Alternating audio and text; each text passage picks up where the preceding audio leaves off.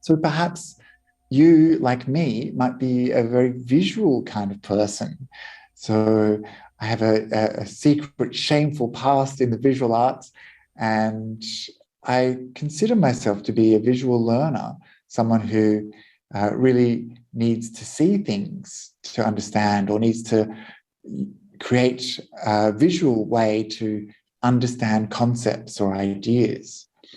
This is something that I often think about in my practice, how I can visualize the Dhamma, how I can see the Dhamma and make it more real for me.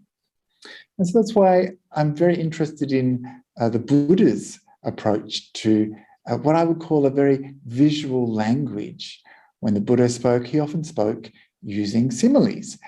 And similes are kind of like ways that we can understand the Dhamma, but they're also incredibly visual for us as well. They help us picture the Dhamma. And so this is the topic that I wanted to explore today. And so I'm going to be doing some slide sharing, and we're going to be doing some learning about these similes. So here we go, visualizing the Dhamma. And see, already the visuals have begun. Here we have, of course, this flame going out, which is a simile for nibbana. And actually, when you start to think about it, you see that the Dhamma is full of visual references that help us understand quite complex concepts. Nibbana is not something easy to understand, but this image of the flame going out is very helpful. It's very instructive. And so today we're going to be exploring how these similes can help us in understanding the Dhamma and help us in our daily life and also meditation practice. So here we have a quote from the Buddha saying, "I shall give you a simile, for it's by means of a simile that some wise people understand the meaning of what is said." And so this is the Buddha in his own words, in a phrase that appears frequently throughout the suttas, where he deliberately introduces this idea that similes are a way that wise people can understand the meaning of something. And especially for people who know a little bit about the Dhamma, sometimes it's so easy to forget that these similes appear so frequently, over and over again. Sometimes we don't even notice that they're there. Like here we have this idea that is found throughout the suttas. Can't see it, can you? It's the darkness. Darkness, of course, is ignorance and delusion, something that keeps us trapped in samsara. This is something that we can visualize, we can understand. There is darkness, we can't see. And we want to move from this state of darkness towards the light. And this is the light of the Dhamma. So even in these two very simple similes, we have the whole of the Buddhist path, this movement from darkness towards light, from ignorance to awakening, or from darkness to enlightenment. These words are so laden with visual references. Enlightenment. And again, this idea of the spiritual path. This is something that we perhaps just use all the time. Oh, I'm on a spiritual path. But this is a simile or a metaphor, something that is instructive.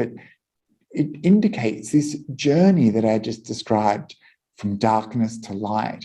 This is a journey that we're on. We're on a path that will take us from darkness to light. We're on a spiritual path. We practice the Noble Eightfold Path. So these are ways that these really important concepts are represented using these beautiful, easy to understand, easy to get similes. And another stock standard phrase that appears all throughout the suttas is this phrase, appreciating the teachings. And I'm going to share this with you so we can see some of the things that I've already mentioned. Here we have this phrase that people say whenever the Buddha would give a good teaching. They'd say, excellent, Master Gautama, excellent, as if he was writing what was overturned or revealing the hidden, pointing out the path to the lost, or lighting a lamp in the dark so that people with good eyes can see what's there. Master Gautama has made the teaching clear in many ways. So here we have these images that are used by these people expressing their understanding. Here we have this idea of writing something that has been overturned. We're getting the correct way up. We're turning things up the right way. We're straightening our view, seeing more clearly, or revealing what was hidden, something we didn't know before. We've discovered, we've had a glimpse of something that we didn't know was there. We've uncovered something. Something has been revealed to us. And this is the Dhamma. How fortunate we are to have had the Dhamma revealed to us by our teachers, revealed to us by the Buddha. And here we have this phrase, pointing out the path to the lost. So often the Buddha is regarded as the pathfinder, the one who found the path. And here he is pointing out the path for us, showing us the way. This is the Buddha's teachings. This is the Buddha's work. This is why the Buddha became a teaching Buddha, not just a silent Buddha, a hermit Buddha. Not just a silent arahant, or he became a Buddha to teach and take others with him along this path. And this idea again of this lamp in the dark so that people can see what's there. And so I hope that this stock standard phrase gives you a good idea of the power of these similes. And when you read them, sometimes you don't notice these visual references. Sometimes we don't take stock of how important these messages are that we're reading. And I mentioned that because this teaching that the Buddha gives, he gave 2,500 years ago to so many people. And just think about the way we access the Dhamma today. Here we are on Zoom, connecting with each other all around the world. And it's the same Dhamma, it's the same path, it's the same teachings of the Buddha, but something has changed. Our minds are certainly a little bit different. And the way that we receive the Dhamma, the way we access the Dhamma, listen to the Dhamma has changed. The way we remember the Dhamma, most importantly, has changed. And by that, I mean, in the time of the Buddha, if you were to listen to a talk like this, you'd have to really pay attention. You'd have to make sure that you listened very carefully. Why? Because there was no videos, there was no recordings, there was no books you could go and check up on. You had to remember the teachings. You had to take them into your heart. So you had to pay attention. You had to listen carefully. You had to make sure you didn't make mistakes. And you had to remember the teachings. And the history of Buddhism is amazing because it was orally recited for so long and remembered by people, line by line, in its entirety, for hundreds of years before it was written down. And so today, when we access the Dhamma, we will usually listen to a teaching. Sometimes we'll sit there with our eyes closed. Maybe our mind will start to wander. We'll start to think about other things, what we're doing tomorrow. Or maybe you think, I've heard this before, I don't really need to pay attention. Or maybe you pay attention, but you're forgetful. Or maybe you remember parts of it, but not all of it. And so how we access the Dhamma is important. And that's why I think that the reason that Buddha used similes was to help us, not only help us to convey these complex ideas and experiences in ways that we could understand, everyday experiences that we could relate to, things that we knew and made sense to us, but also simply to help us remember the teachings. And as we go along tonight, I'll be showing some images, and hopefully seeing these images might help you. I know that when I used images in the past with retreats and talks, that when I show some images, people remember them much more than they would remember maybe if I just spoke or if they read something in a book. So I'm suggesting today that we can use images, visualizing the Dhamma in a way that helps us with our practice. So just quickly, I want to go through some of the figures of speech that the Buddha uses. So there's different types of similes, there's different types of metaphors that the Buddha uses. So these come under the title of figures of speech. And so first is a simile, second is a metaphor, the third is analogy, and the fourth is allegory. So look at these different forms in a bit of detail, just defining them, because these figures of speech are things that we often don't realize are happening.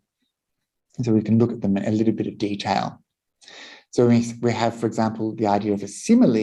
It means that we're using these, in English, we're using the word like or as to compare one thing to another.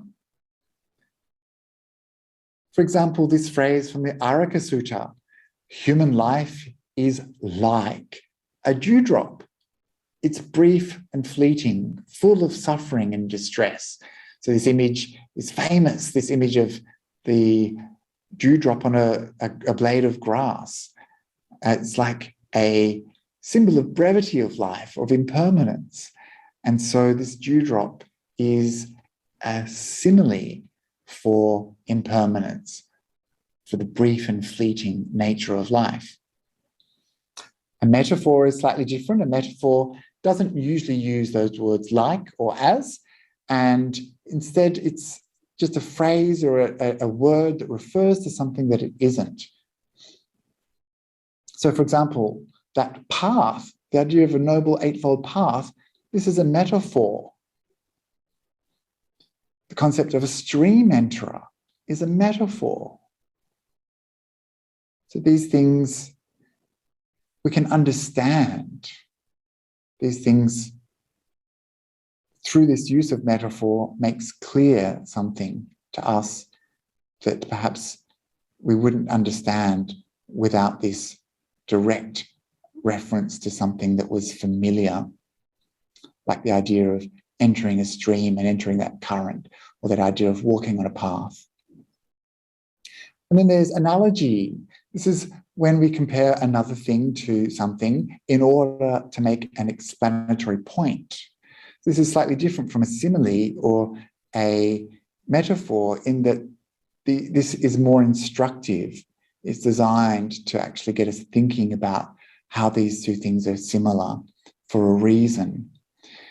And a good example of this is the way the Buddha described the amount of time that an eon is, which is the amount of time it takes for a big, giant mountain to be eroded when stroked with a very soft cloth once every 100 years.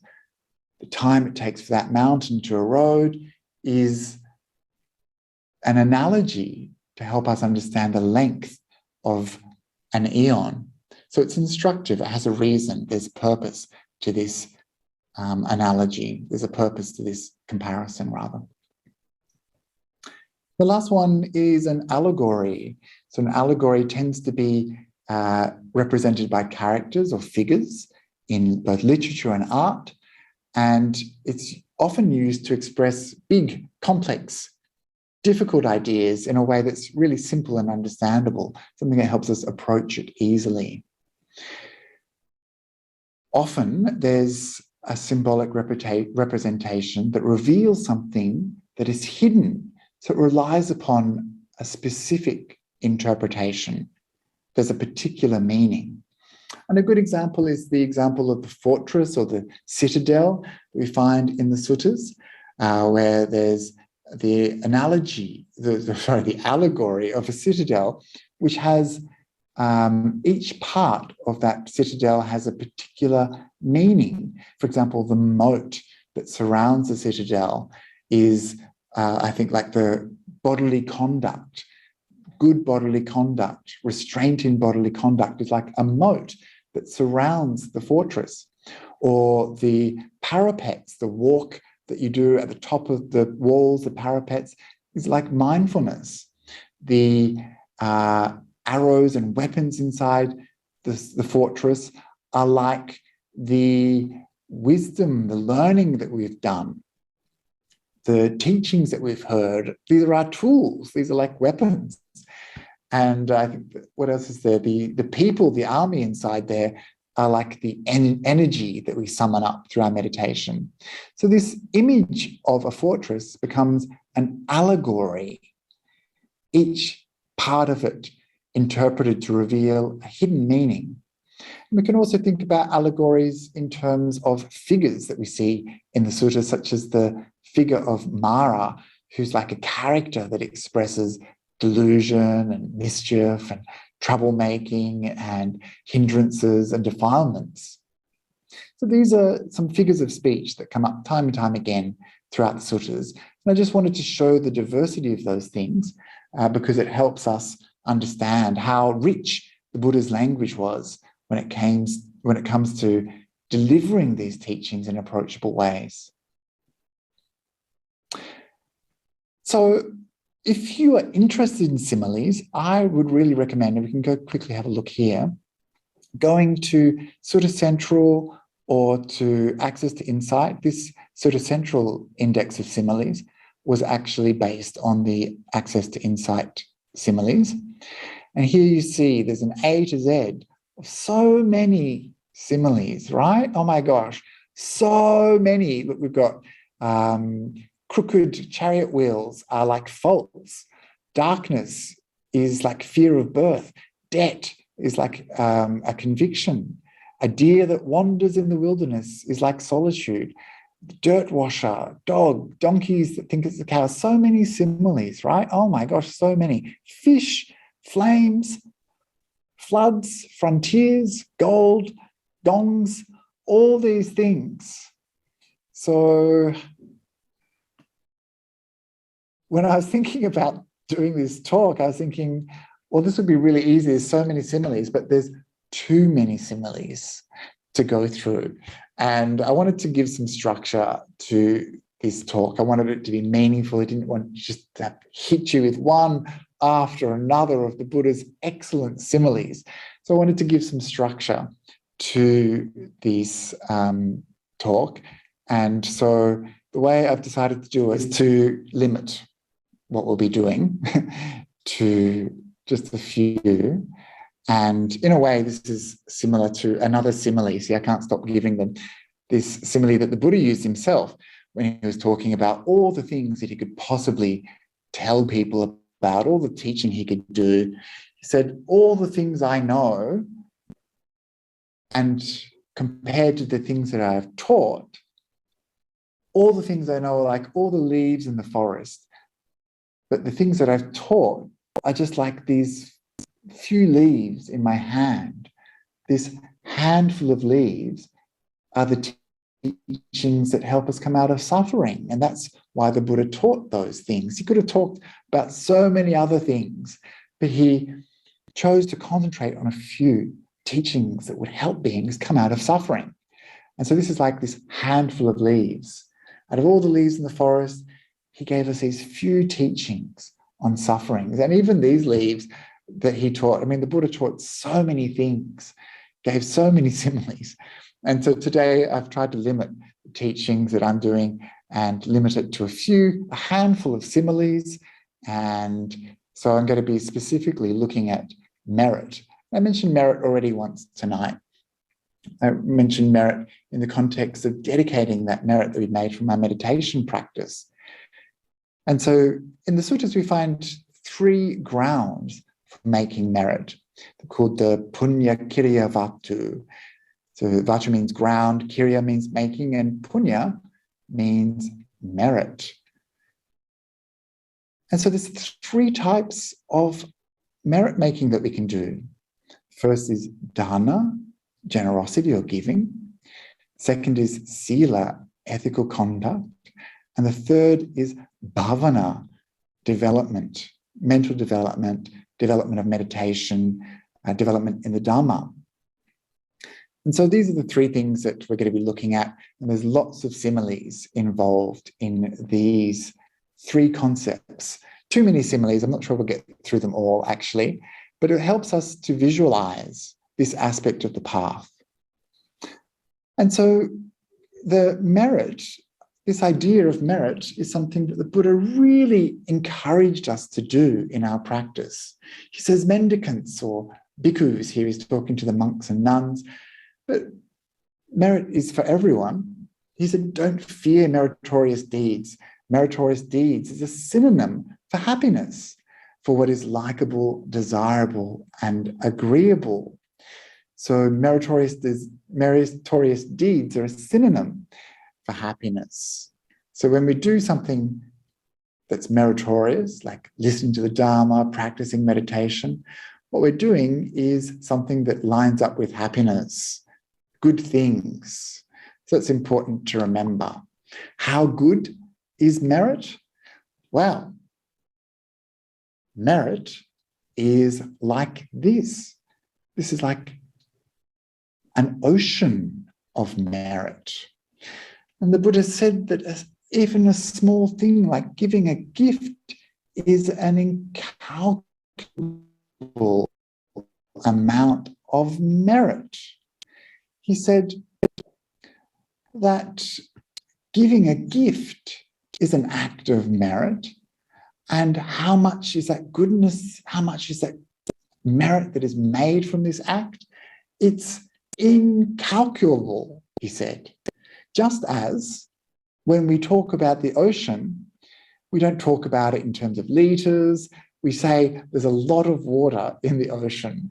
There's so much water, it's incalculable. It's unfathomable to us. In the same way, the merit that we make from an act of kindness, of goodness, of giving is incalculable.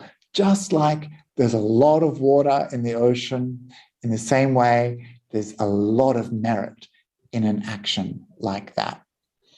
And so we see actually that this idea of the ocean, it comes up quite a lot, this idea of water and abundance and immeasurableness comes up a lot in the Buddha's visual language. So this is how we can see it in merit, but we can also see it in other topics, as we'll see in a moment. But this is something to remember. This vastness of the ocean is something that we can do. Even with a small action, we can fill up our own internal oceans of merit through a simple act of goodness.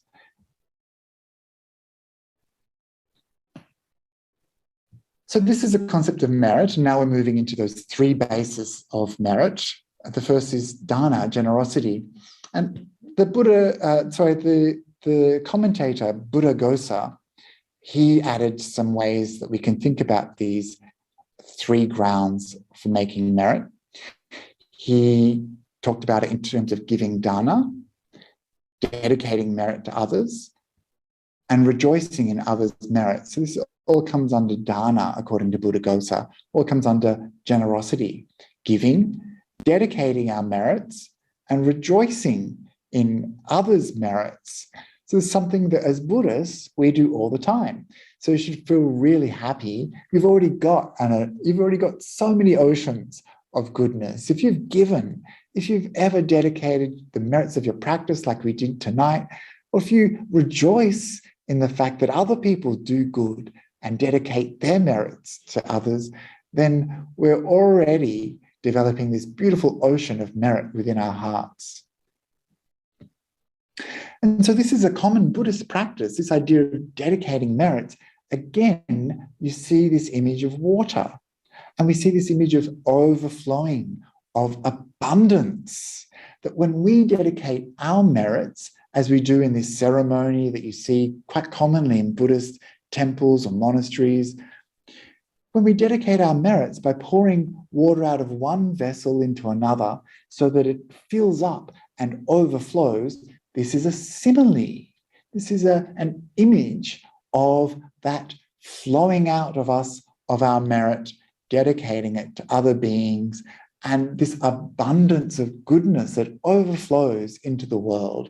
And the monks will chant these verses, Yatta Varivaha Pura Paripurentu Sagaram Ewamewa Etodinam Pejanam Upakapati. So may these, like the rivers flow into the ocean, so too may this overflowing merit benefit the ghosts. And this is what we do when we practice this dedication of merit towards the deceased. And so you can see how these symbols, these similes inform our practice and inform parts of our Buddhist culture. And so another beautiful image of generosity is one of my favorite suttas, which you can find in the Itivutika, and it's actually, I think it might be in the Anguttara Nikaya. Anyway, I'm not sure. Don't quote me on it. But the fact is, it's a beautiful simile, and this is the reason I wanted to include Dāna in this presentation, because this image to me is so beautiful and so easy to grasp. So it's the image of a rain cloud, and the Buddha says that we can compare people to rain clouds. So we make this simile, this association of one thing with another. He said that a person can be like a rain cloud in terms of generosity. So the first person is like a rain cloud that doesn't rain. A cloud that doesn't rain, like this little soft, fluffy cloud, you know it's not going to rain. This person, this cloud, is someone who doesn't give, someone who isn't generous, a miser, someone who keeps things to themselves, a selfish person. So we don't want to be like this cloud, this lonely cloud floating off into the sky. So this is the first type of person, the first type of cloud. The second type of person, second type of cloud, is the kind of cloud that rains locally. So here we have a fantastic image, and you can see this cloud is just plonking the rain down in one spot. So this is like us. If we only give locally, we only give to friends and family, we don't give to strangers or people we don't know. We give to friends and family, to people we like, to people we love, because our love and our kindness and our generosity is invested somehow with them. So that means our generosity is limited. Our love is limited. So it's like we're raining locally. So this is better, of course, than not raining at all, but still not quite the full picture that the Buddha encouraged us to practice when it comes to generosity. So easy to be generous and kind to people around us, people we like, people we love. It's easy. It's much more difficult, to be generous and kind to people we're not invested in, who won't give us something back, perhaps. And so this image is the image of a cloud that rains everywhere. This is someone who gives, who delights in giving, gives everywhere, gives to mendicants, gives to people who are poor and hungry, gives when asked. gives with this open-heartedness. And this is like the rain that rains everywhere, like we had today, these big thunderstorms that just drench the earth. And again, this drenching is like a kind of abundance. You know, when it rains, things can grow. And so this is a beautiful image, something that is really powerful when it comes to thinking about being kind and generous. We want to be a rain cloud that rains everywhere, that rains indiscriminately, giving to all. Just like with the sunshine meditation we did before, this rain rains everywhere, touching all living beings. This is some beautiful images of giving, generosity. Now we're moving on to that second part, that second ground for merit making. And this is Sila, ethical conduct. And again, Buddhaghosa here gives us an analysis of different types of ethical conduct. He says it's observing some precepts. It's also giving reverence to elders or to holy people. And he also includes pilgrimage to holy places. So these are ways that we can practice ethical conduct, Sila, according to Buddhaghosa. I'm just going to concentrate on the first one, observing precepts and observing good bodily conduct. So when the Buddha talked about Sila and developing the higher training in Sila, he talked about Sila as being like a field that needs to be well prepared. And so our ethical conduct, our conduct of body, speech, and mind, the way we keep our precepts, not killing, not harming, not stealing, not committing sexual misconduct, not lying, not getting intoxicated. These are Sila, ethical conduct. This is the field that we need to prepare if we want to plant a seed of Dhamma. And if we want that seed to grow, then we need to water it. And so the seed is like the seed of the mind. You know, we want our mind to develop. We need to plant our mind in good soil. We need to make sure that we're behaving well so that when we come to sit and develop our mind, we don't have regret or remorse. We're not agitated and restless because of our actions. And then when we practice good Sila, the mind can develop very beautifully. So Sila, of course, ethical conduct is the basis for good meditation. And this is how we develop the mind. And then we have this beautiful wisdom that is the water that flows in and gives life to that seed in that soil.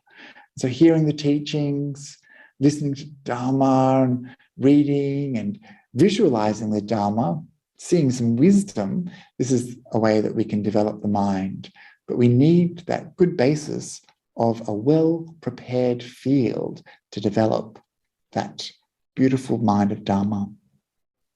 So we need to make sure that we prepare the soil by practicing our precepts, by keeping good ethical conduct, by watching our actions of body, speech, and mind. The results of these actions are like the Buddha says in the Bala Pandita Sutta, like the shadow of a mountain. So it sticks to that mountain. You can't avoid the results of your actions. This is our karma and our karma results. Just like that mountain casts that great shadow, that shadow lies down in that valley. In the same way, our actions ripen. They lie down with us. We can't escape them. They're like a shadow. So this is a good image to remember. And in the one of the suttas that the Buddha has talking to Rahula, his son, he gives a beautiful analogy, a beautiful simile regarding good ethical conduct. And he uses the image of a water dipper. So in this sutta, we meet the Buddha who's going to have a chat with his son, and the Buddha goes and he washes his feet, and he uses this water dipper to rinse his feet. And then he says to his son, and I read it because it's quite beautiful, it doesn't take long. It's the way the Buddha compares that water dipper to the act of telling a lie. And so here we have the Buddha saying to Rahula, Rahula, do you see that little bit of water left in that water pot? Yes, sir. That's how little of the ascetic's nature is left in those who are not ashamed to tell a deliberate lie. Then the Buddha tossed away this water, saying, do you see how I tossed away that water? Yes, says Rahula. That's how the ascetic's nature is tossed away in those who are not ashamed to tell a lie. And then the Buddha turns that pot upside down and says, do you see how this pot is turned upside down? And the Rahula says, yes.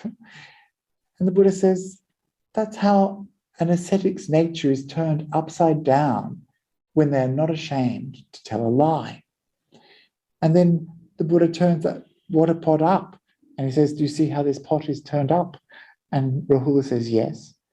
And he says, that's how vacant and empty the ascetic's nature is for those who are not ashamed to tell a deliberate lie.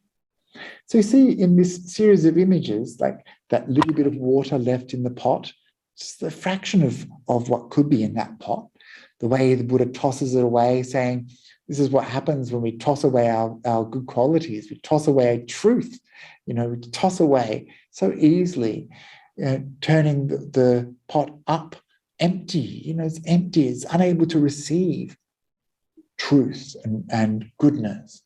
And then it's empty up this way too. It's like it's not full of anything good. And so the Buddha uses this very simple image that came from just sitting there, washing his feet, using a simile of something that was there right next to him to help us understand this quite different thing, the idea of telling truth, the idea of lying, compared to this everyday, banal object. And it's so clever and it's so powerful. And this is something that we see time and time again in the Buddha's suttas. I'll keep going because there's so many more similes I want to get through. And again, this is from the same sutta. And in that sutta, the Buddha says, what is the purpose of a mirror? And the Rahula says, the purpose of a mirror is for checking. And the Buddha says, yes. And this is what you should do. You should check before you make an action of body, speech, or mind. And ask, is it wholesome? Is it going to hurt me or hurt others? And so this image of a mirror is very useful. We should always check, like you check when you're driving a car. Check your motivation. Check the likely result of your actions. And this is how we should practice the Dhamma, checking ourselves, restraining ourselves, using the idea of this reflection of our actions. So this mirror is a useful simile of the Buddha. And the last image in this series on Sila is this idea of a tree that's slanting away from us. So a tree that's slanting in this direction, if you were to chop it down, the Buddha says, which way do you think it's going to fall? Well, it's obviously going to fall in the direction it's leaning like this. And so in the same way, the Buddha says, our qualities, our actions, all of these things add up. All our actions of body, speech, and mind make us lean in a certain direction. We can lean in a wholesome direction, like to the Buddha. We can lean in an unwholesome direction. All these things add up. They'll make us incline in a certain way. And so when that tree is cut down, or when our life is cut, we will fall according to the inclination that we've been leaning towards. So if we do good actions, then we'll fall in a good place. If we do bad actions, then we'll fall in a bad place, because that's the inclination of our mind. And so again, this is a very simple way that the Buddha can let us think about an incredibly complicated idea, karma and its results, pictured so easily, so simply for us in this image of a tree. So that's Sila. And now we'll move on, because I know I'm running out of time, of course. We'll move on to that last topic, that last ground for development, making merit, which is Bhāvanā. And we can make merit in several ways, developing the mind. First of all, Buddhaghosa says we develop it through meditation. We can listen to Dhamma discourses, like you're doing now, making merit. We've already done the meditation, we've listened to Dhamma. Here I am teaching the Dhamma. Maybe tomorrow some of you will go and tell some of your friends some of these similes, and you'll be teaching them a little bit of Dhamma. And here we are correcting our views. So these are all ways that we can develop the mind through meditation, through listening, through understanding the information that we know enough to teach it. And all of this helps us to correct our wrong views. All of this is helping us to make merit, to cultivate goodness in our life. And so one of my favorite images of the way that we develop the mind is the image of a gold panner, a dirt washer. So you find this in the Anguttara Nikaya 3s. We have this idea of someone panning for gold. So if you don't know what this is, then this is someone who's rinsing some water with some sediment, some rocks and other bits and pieces, and looking for little tiny bits of gold. And this is something that's been happening for thousands and thousands of years. People have been looking for gold in just this manner. And so when they rinse the gold, they're rinsing out the corruptions in the gold, the other stones, the other bits and pieces that hide the gold, and they're removing the gold from those corruptions. And so this is the first thing that will happen when we start to practice a spiritual path. We'll have these coarse corruptions, coarse defilements that cover up the gold that is within us. And as we move along the spiritual path, we refine our qualities. So we remove coarse impurities, like impurities of unethical conduct. When we practice the Dhamma, when we hear the teachings, we want to come out of bad behaviors. And so we start to practice good behaviors. We're purifying the mind. And so this is the process that the Buddha talks about in this sutta. We firstly remove those gross impurities, impurities of body, speech, and mind, and then we refine the mind, just as someone like a goldsmith will refine the gold by smelting it.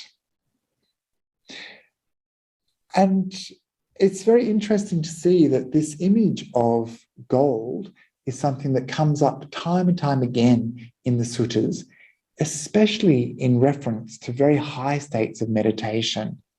So this is like, this idea of purifying the mind, getting it to the most pure, the most workable and pliant mind that we can make. And it's in the same way that a goldsmith takes these corrupted pieces of stone, removes the impurities, purifies the gold over and over again, removing the middling impurities, removing the fine impurities of the gold. In the same way, we move from gross corruptions of the mind to middling corruptions of the mind, and then very fine corruptions in our mind, very subtle corruptions that prevent us from attaining a state of purity. But then once we've removed these corruptions, the mind is pliable, workable, in the same way that a goldsmith refines that gold, then the goldsmith can start to make something out of it, to make an ornament, to make something beautiful, to make whatever they want. And in this way, the Buddha says that having a mind that is freed of impurities is very powerful, and this mind can be used to create a mind-made body, to create psychic powers, to create superhuman states. And so this is that purification process that the Buddha talks about, taking us from impurity to purity, taking us from a lump of rock, taking us all the way to this incredible, powerful mind that is beautiful and capable of anything. So for most of us, we are not quite at the stage of becoming a beautiful golden ornament. For most of us, we'll have some hindrances in our mind. And so I just quickly go through these similes of the hindrances that the Buddha used. And I found this very useful when I encountered the teachings. Many people, believe it or not, don't know, and I'm just going to pause sharing for a bit. I work with a lot of different groups, and some people have been meditating in these meditation groups for 20, 30 years, and they still don't know the hindrances. And of course, you can't make progress in your meditation unless you understand that there's hindrances that occupy the mind, and what these hindrances do to the mind, and how to let go of these hindrances. So if you're not even aware that there's hindrances, then you're in trouble. And so I would teach the hindrances to these groups. And then I would go back and I'd say, do you remember the hindrances? And they'd be like, no. So, this idea of needing to remember the Dhamma. And so the Buddha, of course, used very clear images to help us remember the Dhamma. And whenever I present these images that you're about to see, people have said that it helps them remember these hindrances very well because they have a way to visualize it. And so we want our mind to be like a bowl of pure, clear, still water. Maybe some of you have glimpsed this state in your meditation when the mind is so calm and so peaceful and so clear, so still. It's like a bowl of clear water. But when hindrances are present, the bowl is not clear, the mind is not still. The first hindrance the Buddha talks about is sense desire. Sense desire takes us away from meditation. It wants us to go and have a cup of tea, eat some chocolate cake, watch a movie, do something fun and exciting. And he compared sense desire to a bowl of water filled with colorful dye. So this is all that action and excitement, color and movement that delights the mind, that fills our mind with thoughts of sensuality and takes us away from inner peace, inner clarity, inner stillness, wants us to go out and use our senses to take enjoyment in things that won't give us long-lasting pleasure, won't give us long-lasting happiness. These are things that are temporary, things that cause problems for us, things that make us want more and more all the time. These are sense desires. So this image is very useful when you're sitting meditating and you have this desire to go out and use your senses, to enjoy the senses. Then this image of colourful dye will remind you, this is obscuring the clarity of my mind. This is just colour and movement taking away from that clarity that I need in my practice. Similarly, the hindrance of anger. Anger is like a bowl of bubbling, boiling water. And it's so true, isn't it? When you're angry, you feel this bubbling, boiling sensation inside your mind. Agitates us, disturbs us. The water is not still. The water is not calm. Anger and ill will makes our mind agitated, boiling. And so we want to be calm and peaceful. Whenever we get angry, we can see that bubbling, boiling mind, and we can let go, we can turn the heat down and return to a state of calm and peace. And then there's the hindrance of dullness and drowsiness, or sloth and torpor. This is like pond slime, water plants covering our water, algae obscuring that clarity that we want from our practice. Our mind is not clear. When we're tired and falling asleep, it's like this kind of layer of algae covering our mind. We can't see clearly. We can't get any light or clarity. We're like that kind of heaviness that comes from having a layer of something on top of our mind, just like this layer of algae covers the water and prevents us from seeing clearly. And then there's the hindrance of restlessness. So restlessness is like a bowl of water that's been churned up by the wind, creating waves in our mind. And it's so true, whenever the mind is restless, we just want to go and do something else. We've got planning to do, we've got things we want to get done, we want to be here, we want to be there, we want to do this, we want to do that. This is restlessness. And it's like a mind that is choppy.